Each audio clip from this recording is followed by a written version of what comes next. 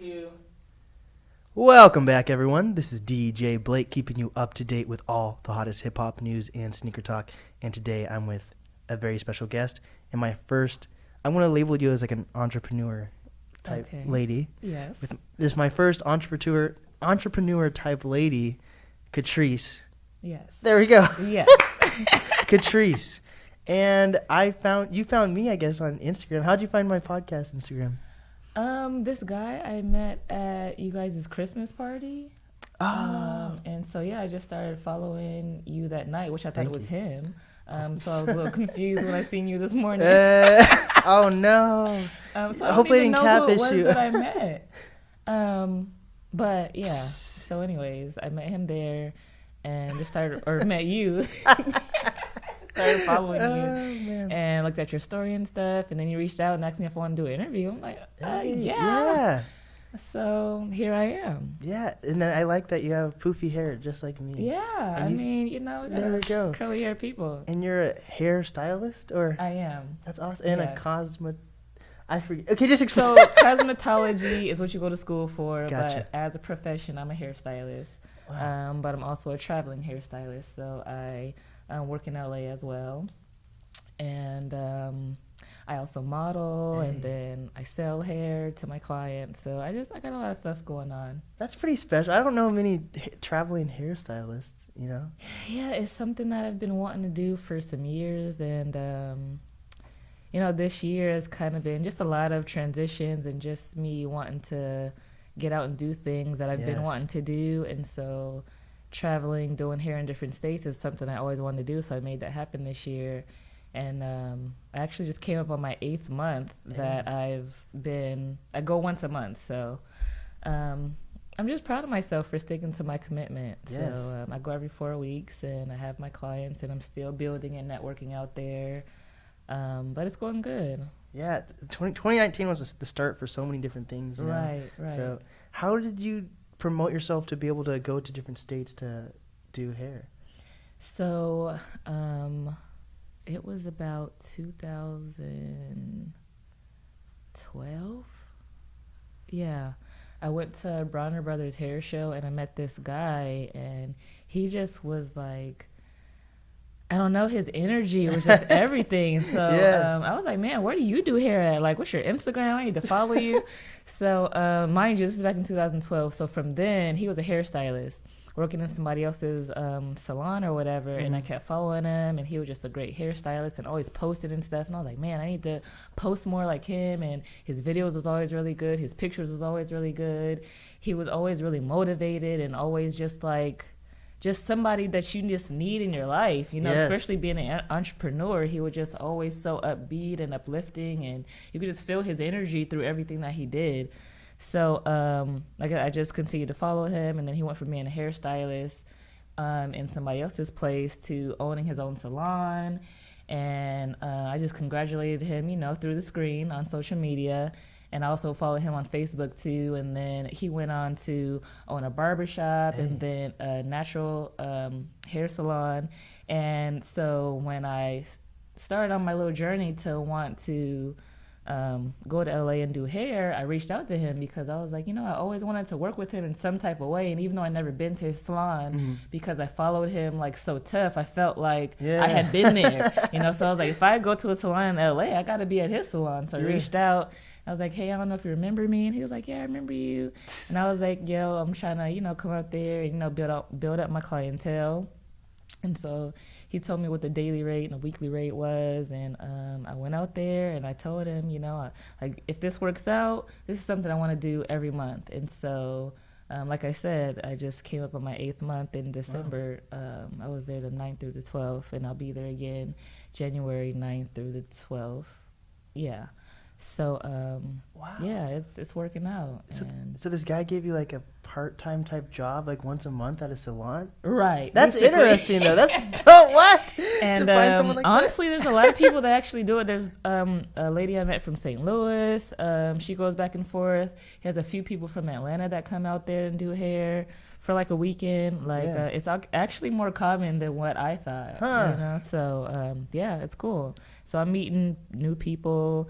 whether they're stylists or, clients all the time. Right. And then the people who just live out there, just the culture is just so different. Mhm. I really enjoy being out there, especially the weather. Right. Yes, definitely the weather. Yeah. Is it important to be different as a stylist, or is it okay to like follow the same steps as another stylist? I think, and not even just for being a stylist, but any type of artist, you Mhm. have to, have your own lane, your own style, your own, you might execute the same style that another stylist is going to do it, but, nobody's going to do it exactly the way that you do, or Right. nobody can make that person feel exactly the way you feel. So every experience is going to be a customized experience, you know? So, my look might resonate with another person who, might want to get their hair done by me because maybe they want to wear their natural hair and they're maybe not as comfortable. So I have clients who come to me who are in transition who are like, I have naturally curly hair, but I don't want to wear it because I don't know how to wear it. So if you could help me with, maybe get me a weave, and then we'll kind of work into me being more comfortable and wearing my natural hair. So I have a lot of clients actually who are, wanting to wear their natural hair, but they're kind of just, trying to ease their way into it, So, it's very important for you to have your own style, your own look. Yeah. My first job ever was actually at a hair salon. For real? And I'm sure they loved your hair. Yes.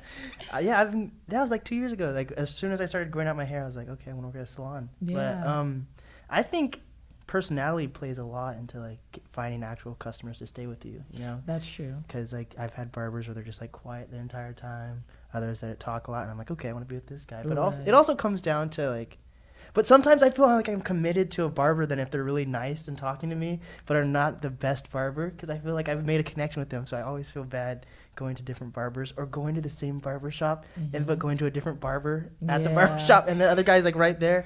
It is what it is. One thing that a barber told me is that person is not your client until they sit into your chair straight up, So at the end of the day, it's your money. You're going to go to who you feel is going to serve you the best at that time. So, and I used to feel some type of way when my clients would go to other people, but at the same time, like, I'm not the owner of their head, and I might can't do something as good as somebody else, and I'm completely fine with that. But it's also a growing, just something you kind of grow into. Like I wasn't always the most talkative person being a stylist, like especially because I started when I was 14. Wait, what? Yeah, but back then I just like braided hair and things like that, because that was when Alicia Keys was popping with her two braids coming to the front, Lil Bow Wow, Iverson. That's when I started working in a salon. So yeah, nobody taught me like, oh yeah, when somebody gets to your chair, you have a conversation with them. I was just braiding their hair as fast as I can to get to the next head so I could make some more money. Yeah. So me like building relationships with my clients is something that literally had to grow on me.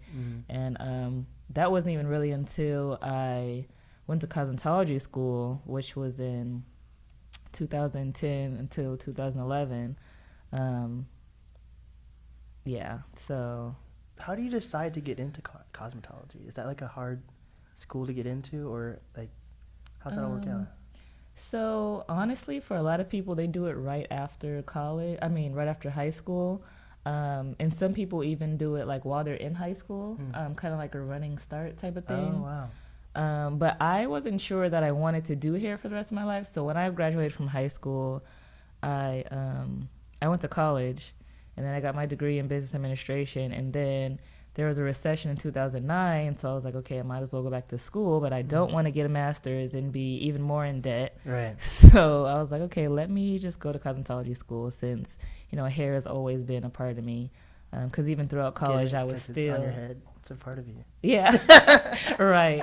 So I was like, I might as well just go to cosmetology school. So I did that. And once I graduated, I just built my clientele up even more and just took it really serious and went on to own salons and stuff like that. Wow.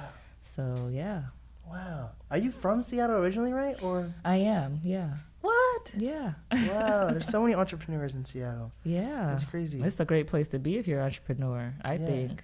So did you get any inspirations from locals around Seattle that made you want to be in hair? Like, so the guy that you met at that party, he was from Seattle also, or that you followed? You mean at the hair show? Yeah, hair show, my bad. Yeah, so the hair show is for pretty much people who do makeup, mostly for hairstylists, barbers, but it's just like kind of like a beauty expo for pretty much like black hairstylists. So it's in Atlanta. It happens every summer.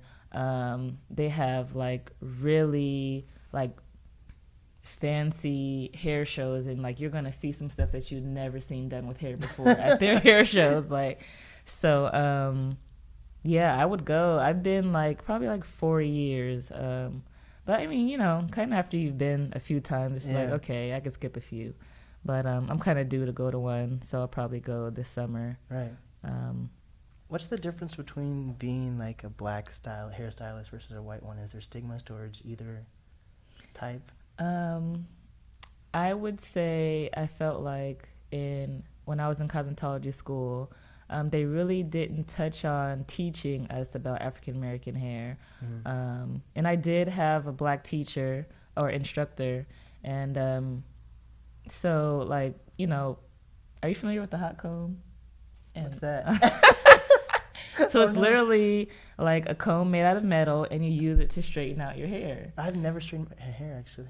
Well, okay. But anyways, so it's a thing with black hair, okay? So if I didn't have her as a teacher, I probably wouldn't have had a class on that.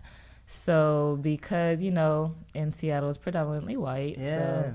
So, they catered more to styling white hair and things like that. And so I kind of had to learn how to manipulate and style just off of my own experience, and then kind of apply what I was learning at school to my black clients, Right. So what is the majority of your clients? Are they white? Are they black? I would say about 95 are black. 95%. Hey, Yeah. That's cool. Yeah. So do you promote most of your stuff online, or? Yeah, mostly just on Instagram. I used to do Facebook and Instagram, but I found that people, like my new clients especially, find me more on Instagram from the hashtags and things like that. So at one time I was posting a lot more consistently, and I was getting a lot more clients, and I'm working my way back up into being more consistent with my posts. But Instagram is a great way. I mean, always having a website and all that stuff is cool too. Some people use StyleSeed, or they have other like booking apps for barbers and stuff like that. So there's so many ways for somebody to find you when they're trying to get their hair done. Dude, I feel like the hair world's just a whole nother lane. Honestly. It kind of is. It kind of is, for sure. Like, I don't know anything about it. I just know that I think hair is important, because it makes you unique, and that's one reason why I grow out my hair. Cause why didn't you think that there's a lot of afros lately? Like, why don't you see that, do you think? Why don't I? Yeah. I feel like we see more than I did growing up. I think people are more comfortable wearing natural hair now. Right. Like, I never thought to wear my natural hair up until kind of like 2 years ago. Like, I would only straighten my hair. I didn't have a relaxer, but I only liked my hair if it was straight. And so one day I was just like, you know what? Like, your hair is naturally curly. Like, you should make yourself wear your naturally curly hair, because why is it that you don't feel just as beautiful as you are with straight hair, and you don't have naturally straight hair? So at first I literally hated my curly hair, and I just made myself wear it, and I would condition it and whatever else, and just try to style it, make it look cute. But now I love it. I get up, I twist it up and put my little conditioner in it, and I'm good to go. And not only do I love it, but other people compliment me on it like all the time. And so I know the struggle. Sometimes it is a journey, and especially for a woman, with us, wanting to feel like we kind of want to fit in. But then we also want to, attach ourselves to our true identity. Yeah. But then not really knowing how, if you didn't grow up being taught how to take care of your natural hair. So it's a lot that kind of goes into it. What do you think the biggest reason is for like black women not wanting to wear their natural hair? I mean, it takes a lot more work for sure. Because when you're dealing with curls, you got to comb it out, you got to condition it, you got to moisturize it. you have to take your time. With straight hair, you could just unwrap it and go, if you are taking care of it. Right. Or if you have a weave, you get up, curl it, straighten it, whatever you want to do to it, and you're out the door. So for a lot of women, it's just more of a maintenance thing. Like, it's easier for them to just get up and go in the morning. But it can be damaging as well if that's all you're doing is wearing weaves. So I definitely encourage all my clients to be natural, to stay natural. I try to encourage them to wear their natural hair, but, some people's schedules just don't permit for them.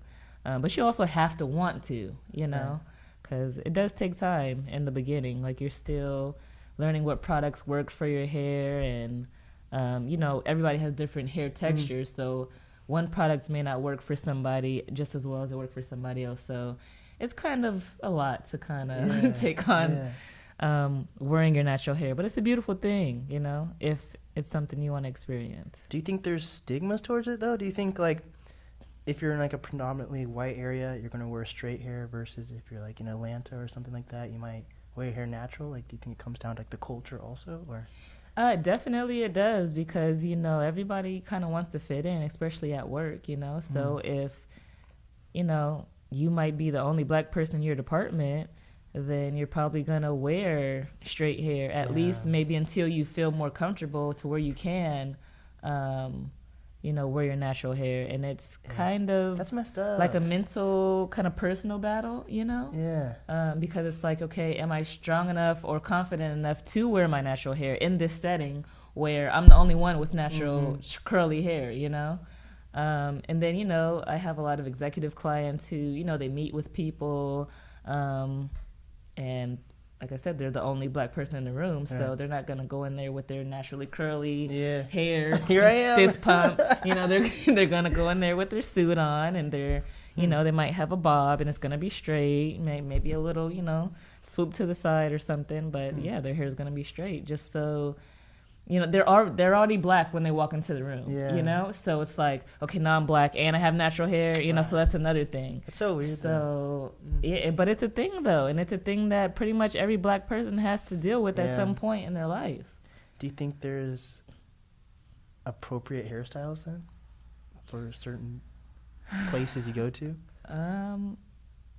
I mean, it's messed up, but the first thing I think about is, like, so say if a black woman is a lawyer, I feel like I would respect her maybe a little bit more in some type of weird way. I don't know. If she has straight hair, like, I can't really imagine a black lawyer with natural hair.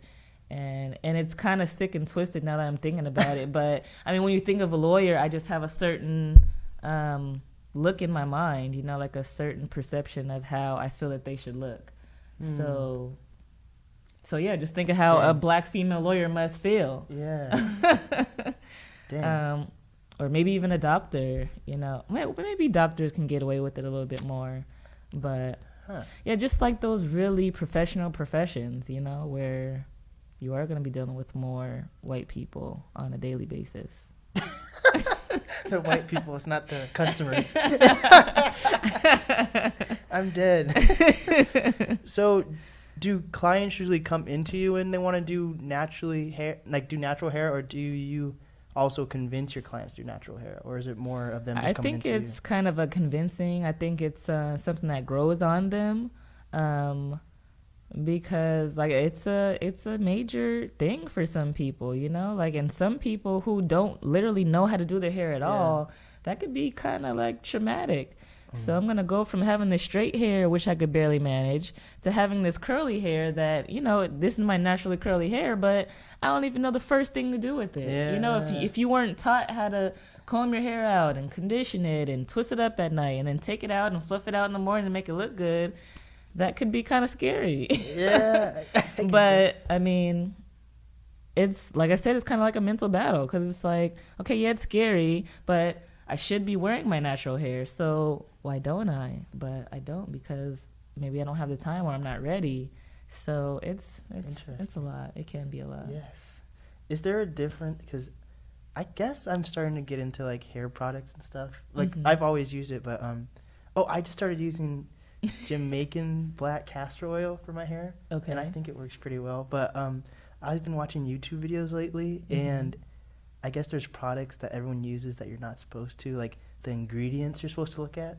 Like, do you look at ingredients ever? Like, the only word I can remember is you're not supposed to use dimethicone in your hair or something like that. Yeah, because it's kind of like an alcohol or something like that. But I would say if I only had a hair base where I dealt with people who had natural hair, I would be more into all of that. But because I'm doing a little bit of everything, I have a little bit of products for different styles. Interesting. So I'm not so, I guess, worked up about certain products and what's in them. Okay. Because, yeah. So if a white guy grows his hair like the same length as a white lady, or like a black guy does the same thing as a black girl, do you still use different hair products? Like, are there I mean, it just depends on what hairstyle they're getting. So, I mean, for the most part, if I was doing a black guy's hair, he's going to be getting his hair twisted up or braided up. It's going to be, you know, something. And then if I was doing a white guy's hair, he might be getting braids too. What are your opinions on that? Like, what are your opinions on cultural appropriation? I don't feel like it's a thing unless you make it a thing. Really? I mean, unless somebody's just being like really ignorant or inappropriate about it, you know. But like, there was this girl. She was from Uzbekistan. And so she was telling me that she wanted to get some box braids, but she wanted to be culturally appropriate. And I'm like, girl, like, a braid is a braid is a braid. Like, if you want some box braids, put some braids in your hair. Like, it's like kind of more of like the person. She was just like, well, I don't want to feel like I'm being offensive to black people because, you know, that's usually a style that, you know, your culture would wear. And I'm like, yeah, I understand that. But at the same time, like, my culture wears 2 braids. Your culture could wear 2 braids. It's going to look a little different than the way that I would do it. But at the end of the day, it's 2 braids. Like, I don't know. It's just, I kind of get what she was getting at. But at the same time, if you're not like mocking us or, you know, trying to, I guess, like act black, like, or if it's the phase that you're going through, but it's just a hairstyle that you want to wear, then okay, wear the hairstyle and let it not be like so much of a culture appropriation thing or trying to be politically correct. Like, Gotcha. Yeah. So growing up in like Seattle, because it's more of like a progressive area, do you personally even see like racism in Seattle, or do you think everyone kind of gets to works together well, and then when you go out to like LA or something like that, you can like connect well with like white people, Asian people, black people, like it doesn't matter to you? So I would say it's more of a passive aggressive type of racism. Like, you might not get the promotion that you want, even though you may deserve it, or you know, put in the work that you should. And honestly, because I am a hairstylist, I know for sure that happens because I have a lot of black professional clients who work for Microsoft and Amazon, and they're executives and directors and things like that. So there's so many challenges that the black person in corporate America goes through, period. So it's definitely alive, but it's a different monster in the Pacific Northwest. When I lived in Florida, which is where I went to college, shout out to Bethune-Cookman University. Hey. Now, in Florida, they straight up will tell you straight to your face that you are an N-word, okay, with the ER on the end. So, like, I was literally just on the side of the street one day waiting across the street, and they just yelled out, "Nigger," you know, and I was just like, oh, like, I had never been called that, you know? So that was, like, something, that was the first and the last time. But I'm having trouble connecting to the internet. Take a look at the help section in your WhatsApp app. But yeah, down south is definitely more in your face.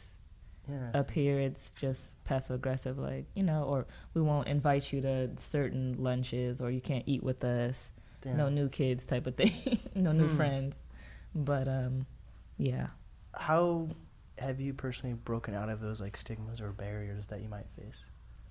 Man, being an entrepreneur, honestly, because, you know, I could dress the way I want. I could wear what I want. I got these gold crosses on my teeth. Wait, like I'm just gonna stare at your teeth. Wow. Wait, what the hell? So if I was in corporate America, I couldn't do stuff like that, or I would think twice before I did something like that. God, I want to stare at your teeth. But because I work for myself, nobody could fire me, and there's so much power in that. Like I always push people who want to be an entrepreneur. Wow. Like you need to do that, because at the end of the day, you're gonna build some type of client base, and once you build that client base, you can't fire anybody. You can fire clients. Like I can fire somebody if I don't want to do their hair no more, or if they got a weird vibe or something. Like, you know what, I'm just not gonna do your hair no more. But yeah, nobody could fire me. And that's the dopest thing that entrepreneur could ever have in your life. And with all the ups and downs of being an entrepreneur, that's worth it to me. Yeah. And I get to make my own schedule, so I could, be a mom the way that I want to be. I could pick up my children from school. Like, that is important to me. Right. So have you had, like, the 9-to-5 job and then you were able to, like, slowly transition? Or is it, like, a full transition out of cosmetology school? So I definitely have. I've worked at Walmart. That definitely made me want to be an entrepreneur even more. I've worked at Costco. Oh, man, you like those big branches, huh? But at Costco, I worked in the food court, and that made me feel like I was working at a McDonald's or something like that. And that was right after college, so I couldn't do it. So I quit. I worked at Macy's for a little bit after college. And that I kind of wanted to do for a little while because maybe I was thinking of getting into management. Right. But they let me go after the holidays. It was just a holiday job. Where else have I worked? I really haven't had too many real jobs. That's so cool, though. Yeah. Yeah, but I've also always done hair on the side, too, no matter what. Always. Right. Yeah, ever since I was 14. That's what you have to do. You have to have a job you don't really like at first, but continue your passion along the way, and then your passion outruns the job, kind of. Right. And I always, treated it like, you do what you have to do so that you do what you want to do, later. So, you have to have those jobs sometimes to get you from A to B. And then, once my business took off enough to where I could do it full time, that's what I did. Yeah, that's dope. That's actually, I'm still obsessed with your teeth. Wait, can I just look one more time? Wait, so what, is it just like, what? Are those stickers or what are they? They're, it's real gold, but they glue it on. I was thinking in my head that you there's probably a nail in it and you drill a hole and then you stick it in. That's what I thought was happening. No, a lot of people do ask me if they're permanent or if I got drilled, but no, it's, I don't know, some type of adhesive that they use. Shout out to Clutch Beauty. What would happen if they accidentally turn it upside down? That would, because that's this. Well, they have you look in the mirror and all of that to see, if you have it in the right position on your tooth and all of that before they actually glue it on. I'm so excited for some reason. But how do you show that off though? Because I don't know. Some people don't keep their mouths open super wide all the time. I really don't. But it's not intentional. I've had it since February, so I kind of forget sometimes that it's there. Because sometimes people see it and they're like, "Wait, what's that?" I'm like, "Oh yeah, it's a cross." What about when you're brushing your teeth? Does it I brush just regular. Yeah. Wow. What's the importance of being unique to you? Man, just accepting yourself for yourself, and being comfortable in your own skin, and being comfortable with your flaws, and loving yourself and allowing yourself to grow. And I think that's kind of just something that is just going to be done throughout life. It's kind of a forever thing, but uniqueness is a beautiful thing if you let yourself get to that point where you are grasping onto that. Yeah, that's beautiful. Yeah. Well, some people's lifestyles or their life in the moment doesn't allow them to be unique, because they're a lawyer or because they're a doctor. Or don't some people like that though? Not some people don't care about being unique, I guess, right? Yeah. I feel like that's boring though. It is. Yeah. What is some advice that you have for up and coming Black entrepreneurs? Advice I would give to up and coming Black entrepreneurs is support the other up and coming Black entrepreneurs that are around you, and do it unapologetically, do it with a pure heart without, expecting anything in return. Like, buy that person's product, promote their stuff, like their stuff, watch their story, send them in encouraging words sometimes, because being an entrepreneur is hard. Like, every day is not, happy-go-lucky, and, we don't just have $1,000 in the bank sometimes. Sometimes we're in a negative, but nobody knows that but us, So just support your fellow entrepreneurs, because, everybody needs that. No matter how high or how low you are in your business, everybody needs that. Everybody needs support. And I really don't think that people understand how far a like and a comment can go on social media. Like, that is so annoying to me, that so many people can like something, or I have so many views on something, or so many views on my story, because everybody want to watch what I'm doing, but you won't comment on my picture. Like, that is just so weird. Like, if I have 100 likes, I should have 100 comments. Like, because if I follow you, I really follow you. I'm gonna watch your story, I'm gonna comment, I'm gonna like your stuff, like, that's just how I am. Especially if you're an entrepreneur, I'm just gonna share your stuff just because I want to support you in some type of way, even if I don't buy your stuff. Yes. I'll repost your business, I'll repost your song, I'll repost your poem, your bath salt, whatever you're doing. Like, I want to see everybody win. And I feel like that's how you win, when you genuinely want to see other people win. And I don't understand why other people are not like that. Like, why, especially if you're an entrepreneur, like, you should be over the top, So I don't know, but that's my advice. That's some good advice, actually. Yeah. You're passionate about your advice too. Yeah, because I've been through it, man. I lived through this, but that's how I am. And I just wish that I had more support. Right. I wish I had the support that I showed to other people. Yeah. I'm not saying that I don't have support. Shout out to the people who do support me. I love you guys. But I just feel like it should be so much more. I definitely get what for you mean. As long as I've been doing it, and who I am, and how I portray myself, and just how, I'm not trying to, say that I'm just so high and mighty, but I just try really hard to be a good person, treat people how I want to be treated. So I just feel like I should get more love. That's all. What's the support system like in Seattle versus LA when it comes to like the hair community? Man, I feel like it's way different. I feel like in LA, I feel like here I had to really like go out and search and, kind of be more intentional about making connections, which is all good. But in LA, I feel like they welcome me with open arms. It's just like, come here, girl. What you trying to do? Okay, I got you. You support me, I support you. I'm going to do the makeup, you do the hair. Like, it's just like, because the energy is different. In LA, everybody's trying to do something, and they got a few different things that they're trying to do. So like, for example, there's a makeup artist that I reached out to. Her name is Kylie Jenner. I wish. J Jules Beauty on Instagram. And I reached out to her, and I was just looking at her page, and I was like, man, okay, she's official. So I was like, okay, she's somebody that I want to be a client. So I reached out to her. We worked together. I did her hair. She had great energy. But this girl, she does makeup. She has a little a boot camp for working out that she does. She does like hair with the makeup sometimes if that's what they need her to do. She does like kind of interview, like an online interview thing.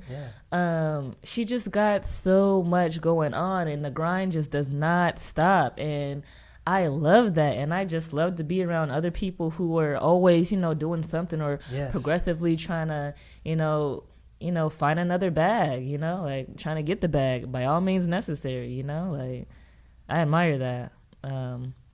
So yeah, reaching out to her has opened up a lot of doors, and then just other people out there. Like I said, everybody out there is trying to be somebody on some type of level. So it's easier to connect with people and get things done, I think. Yeah, you have to reach out to people. You can't just keep it all in. Some people try to keep the secrets. Like for music, especially the music community, people in Seattle have problems like connecting. And I guess that's all around the board though with every community in Seattle. They're kind of like more closed off. Yeah. But like even with hairstylists, like I'm the hairstylist that will like I didn't used to be like this way because I felt like if I liked another hairstylist picture that maybe my clients would be like, oh well maybe I should go to her instead of her. But then I was like, you know what? If she did a good job on the girl's hair and it looks good, I'm gonna like and comment. Like, and if my clients go to them, okay, whatever. I don't, like I said, I don't own that person's head. So, you know, and there's enough money to go around for everybody. And if people realize that, you know, there's enough to go around for everybody, a whole lot of love would be given. People wouldn't be like hating on each other so much. But yeah, I definitely show other hairstylists love, especially now. Like, if I like what you're doing, I believe what you're doing, especially like the younger generation of hairstylists that I see coming up. I like their stuff and what they're doing. I admire them too. So yeah, I'm all about the support. That's awesome. Yeah. What are your opinions on people who like dye their hair like crazy colors, like neon green or pink or anything? Man, I love it. Those are some of my best clients, you know, because you walk in a room, everybody's looking at you, so they're going to know who did your hair. And if I did it, that's just more money for me. Right. What are your opinions on black people dyeing their hair blonde? Like some like black activists are like, that's terrible to do that. So some people just think, because a lot of black people go through that phase where they want to dye their top of their hair blonde. Yeah. I mean, it just depends on you and your person. Like, I mean, I can understand people being like, oh, your hair isn't naturally blonde, blah, blah, blah. Okay, but there's a whole lot of things that people do to themselves that's not natural anymore, you know? Like, people get their nails done, they get their eyebrows done, they get their hair done, they get it straightened, they get it colored. People get plastic surgery, people get hair plugs, you know? Like, people have tattoos. None of that stuff is things that you were born with, so all of that is kind of self-expression of who you want to look like or how you want to look. Right. So, yeah, it's not that serious to me. Yeah. I like it. I think you have good morals about you don't really like mess with like the silly stuff that don't really matter. Yeah, because life is too short, man. Yeah, that's important to know. Life is too short. Yeah. Especially if you're short. I'm just kidding. I'm just kidding, Marcel. You're not short. So what is the importance of hair in music and film? Because you see like every artist usually has their own hairdresser, their own makeup artist, same when it comes to like actors and all that. When it comes to the music industry and hair, honestly, I feel like I see a lot of the same stuff. There's a few different people, you know, like, you know, Nicki Minaj, she does more of like the different colors and stuff like that. But she still has straight hair. Janelle Monáe, I would give her more credit for her creativity with hair.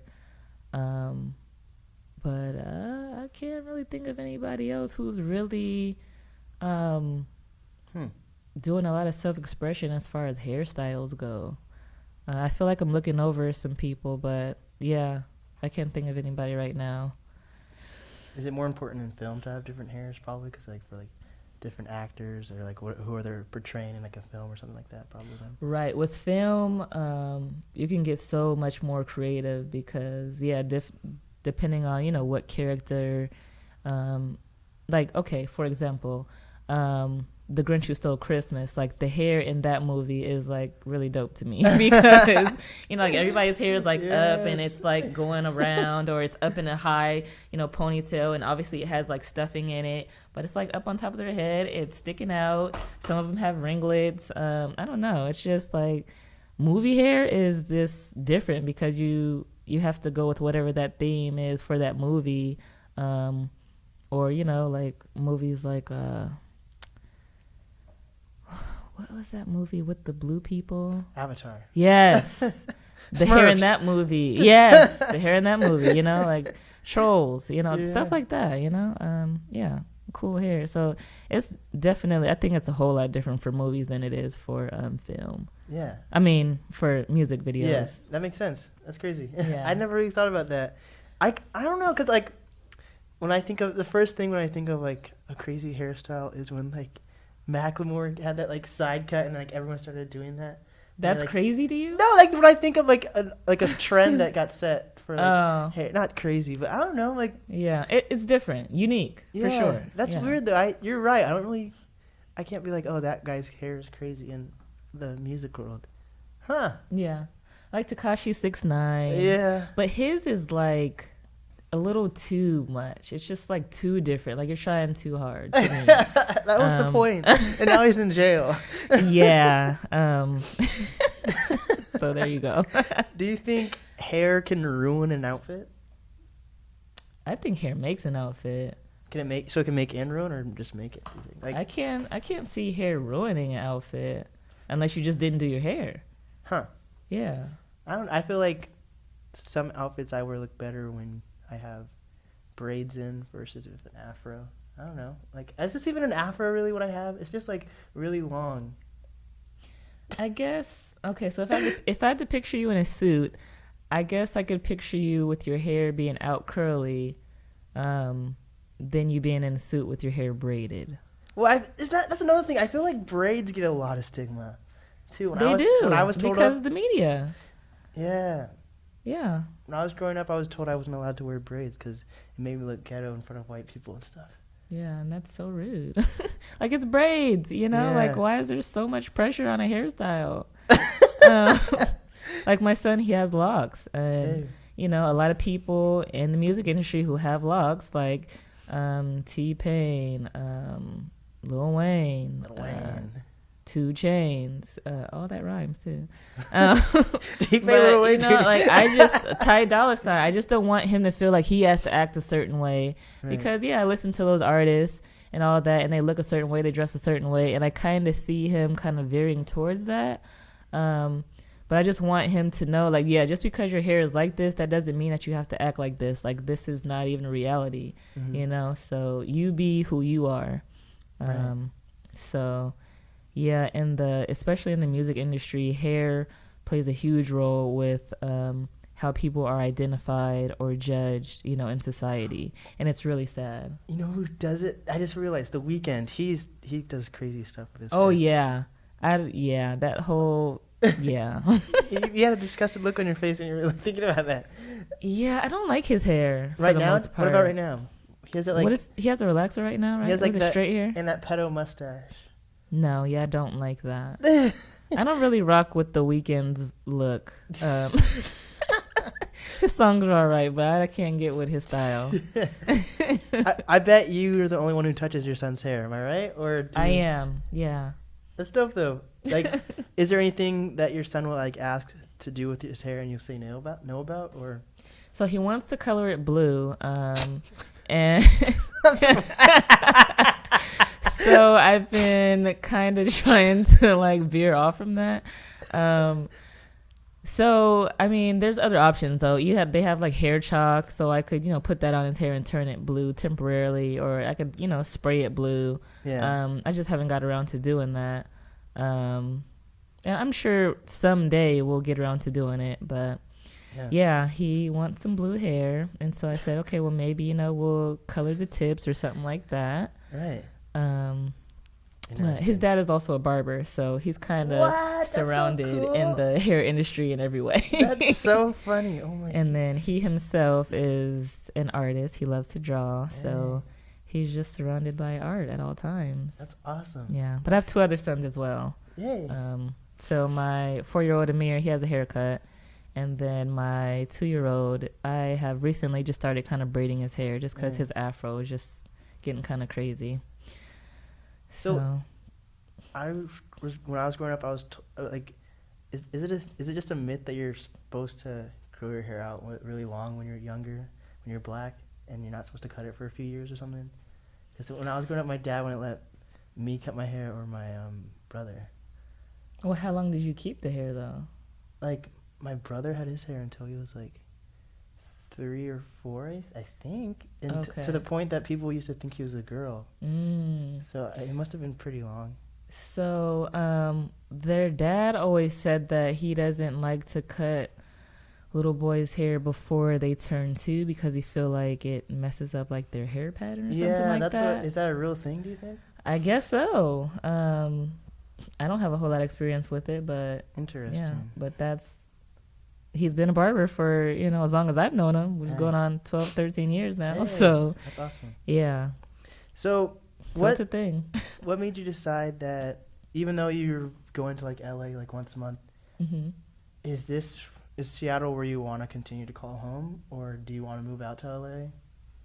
The only way that I would move out to LA is if financially it's a great opportunity for me. Like I would have to be able to live in LA and be comfortable and still be able to, and I may have to move my children out there with me. So I would have to be making a considerable amount of money to do that, because my whole village is here. Like my mom is here, my dad lives here, my cousin, my sister, like the whole side of my family is here. So like I may even have to move some family members out with me if I were to move there. So there's a lot to think about, but I'm open to it, you know. Like I said, if the right possibility or right opportunity opens up, for sure. But Seattle is a great place to raise children. LA is great as far as the industry. And I would definitely be living there right now if I didn't have children. But because I do, and, you know, I was raised here, I feel like I want to raise my children here too. Right. Yeah. What are your opinions on people who only do one customer's hair? Like, you know how, like I said, like artists sometimes take on like a hairdresser or something like that. Some people say like they hate that idea of just cutting one person's hair for like the rest of their career. I mean, if the money is right, I can get with it, honestly. And I would love that because that would take the pressure off me from having to service so many people. But at the same time, if you only have that one client, they're going to demand so much more of your time. So I've also thought about, like, I would need some type of balance because I don't want them to be paying me so much money that I don't have control over my schedule anymore. Right. You know? So, yeah. I don't know. Like, I wouldn't mind only doing hair for one person, but I still need to have a work-family life balance. It's a give and a take. For my sanity. Yeah. Yeah, that makes sense. Well, Katresse, what are some final advice that you have for the overall Seattle area? Final advice for overall Seattle is we just need to show each other more love, you know, just be more, I guess maybe more outgoing in a way, just more warm to people. Smile a little bit more, be more inviting, be more approachable. That's important, to be approachable.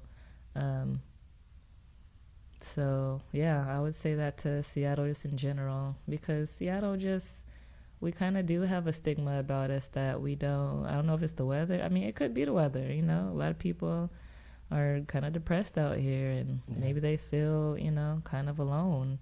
But we kind of got to get out of our own thoughts and really get into reality and make our own reality, you know. That's true. So, yeah, that's my advice.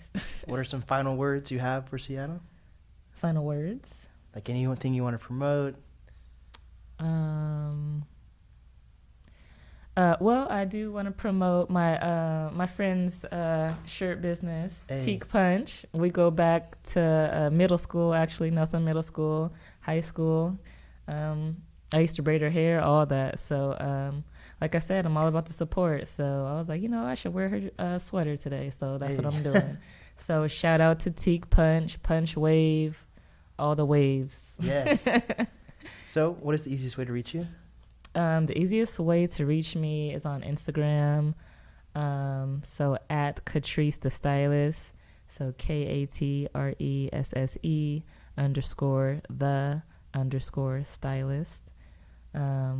Or my cell phone, 206-854-6904. There we go.